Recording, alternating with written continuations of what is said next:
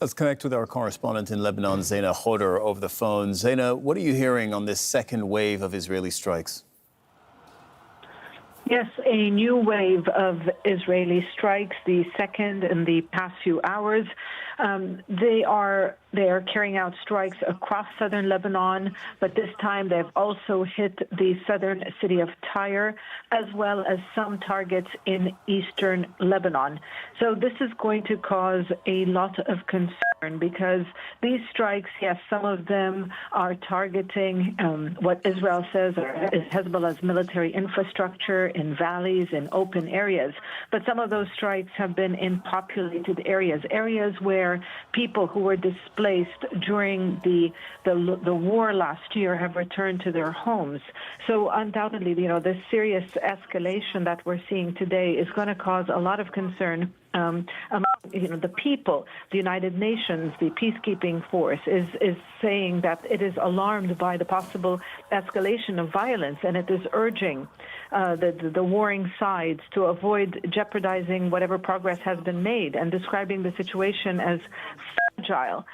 Lebanon, what we understand, Lebanese officials are holding contacts at the highest level to try to de-escalate tensions. The foreign minister confirming that Lebanon is sparing no diplomatic effort with Arab and foreign countries to work to push Israel to stop attacks. So there is concern here that Israel intends to escalate and put more pressure, not just on Hezbollah, but on the Lebanese government, a Lebanese government which is trying to extend the state's authority across the country and facing challenges within the country, to carry out its mission. So it's not only tensions with Israel. There's internal tensions, divisions in this country on how to deal with the question of Hezbollah and its arms. But Zeina, look, Israel says it is hitting back at Hezbollah, but Hezbollah denies that it has anything to do with the rocket launches from southern Lebanon. I know we heard in your report, there are those in Lebanon who don't believe that, but Hezbollah says if it were us, we would own up to it. When we fire rockets, we claim responsibility for it.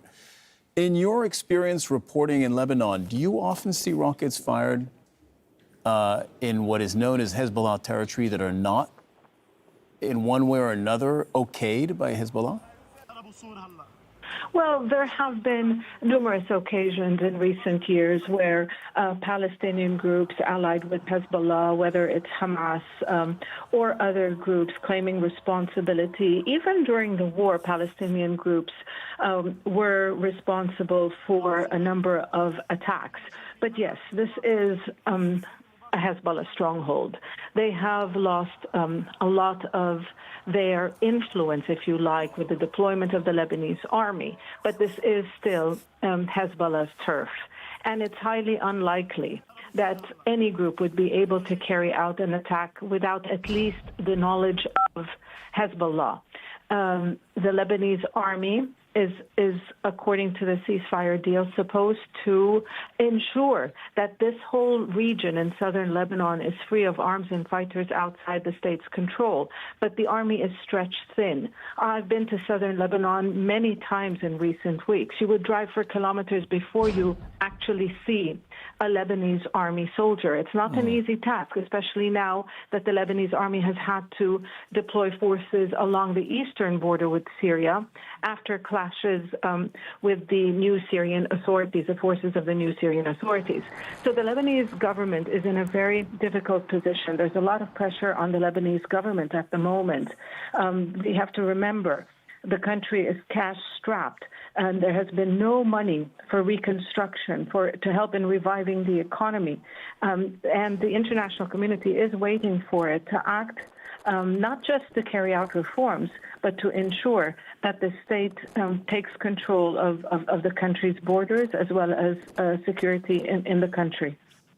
Zeina Khodr, thank you very much for coming on for us at such short notice. We just found out moments ago about this second wave of Israeli strikes.